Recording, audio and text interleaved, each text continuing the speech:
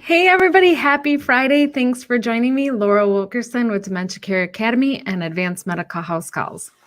So today we are going to talk about things that you can do to manage anxiety in your loved one as we get ready to shift our clocks ahead. So for those of you who don't know, we are, or don't remember, we're getting ready to spring ahead. So you know how that affects your body. That 1 hour can certainly make a huge difference. I know that I'm anxious. I'm ready for spring to start. I'm ready for the flowers and all of the extra daylight that we get, right? So I am excited for that extra hour of sunlight. So typically what happens with me is I will go to bed later. So therefore getting up in the morning is definitely harder because I have stayed up later than I normally would. So just like what happens in you when you lose that extra hour of sleep on Saturday night to Sunday morning, you can imagine what that does to your person with Alzheimer's or dementia. They are so used to having their routines. They're so used to having their daily schedules all on point every single day. And it wouldn't seem like much for them to lose or to be off just that 1 hour, but that 1 hour can wreak havoc on their day and yours. It's been said that the spring ahead is so much harder on us as people because, like I said, we get anxious for that spring. We're ready for more daylight. We're staying up later, and we're finding it much harder to wake up earlier. So springing ahead is much harder on our systems than shifting backward for that extra hour.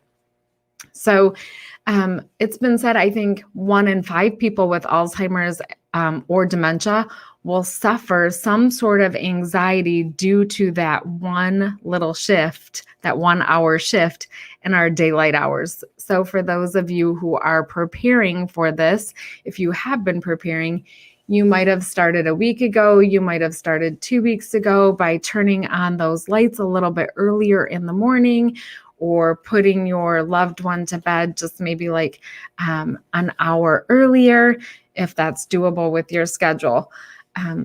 For those of you who have a loved one with sundowning syndrome, just know that you're going to need to make some med adjustments if your person is taking medications, if they have delusions, hallucinations, or any of those things. You're going to need to shift all of those medications now forward. So if you were taking them at 6, you're going to take them at 7 and start planning that. If you haven't been, start doing that maybe tonight, so that on Monday, if you have to work, if you're a shift worker or you're working still, that you can have your schedule and their routine as normal as possible by Monday.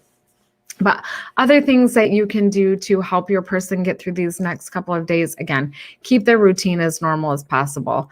If they get up in the morning and their normal time to get up is 6 a.m., they may be, waking up a little bit earlier in the morning for you. I know that's going to kind of put a damper on your day, but try to get up and keep their routine as normal as possible. If they're used to bathing in the morning, get them up and get them in the bathroom, get them cleaned up, get them their breakfast.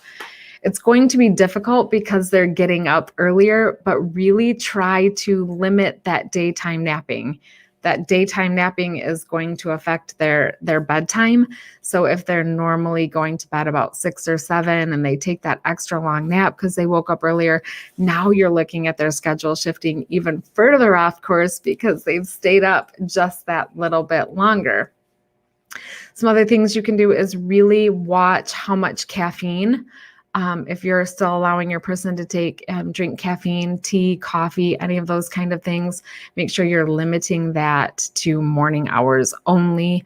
Really watch their sugar intake because their bodies are more sensitive than ours to those little bits of sugar, those pieces of candy, those cakes. Just make sure that after your lunchtime that those are sugar-free if you can. Turning on the lights, turning on bright lights in the morning even though might not be daylight out yet, turning on those bright lights in the morning to get them accustomed to that time change will really help them. And then again, making sure that you have those lights on in the evening so that it's not casting those shadows in their room. Or I know a lot of people don't think about this, but because for them, if they're going to bed even earlier, it's going to be light outside even longer. So finding those shades that are dark out, blackout shades, to make their room dark so that there are no shadows or images cast into their room that might cause them to become paranoid, hallucinate, or have, fears or anxieties. In the evening, as you're getting ready to get them ready for their night routine, make sure that you're keeping your evening distractions to a minimum.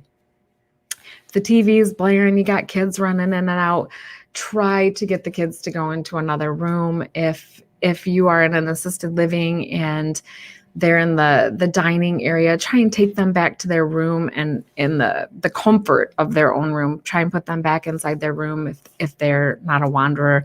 Get them in there and maybe turn on their TV or some soft music to try and get them ready to prep them for bed. I know we've talked about sundowning before and how that can cause a lot of fears and anxiety in your person. But you may notice that even if your person doesn't have sundowning syndrome, if that's never been something that's typical for them, this hour time change may really affect them. So you might start to see some behaviors that you haven't seen in your person before. So if you notice those behaviors, make sure that you use redirection techniques. If your person can do activities with their hands, if they're still capable, giving them those towels to fold, a puzzle, or something that they like to do, put that in their hands so that they can do that. If your person is not capable of any of those activities, those Alzheimer's and dementia fidget blankets are really super great to keep busy hands.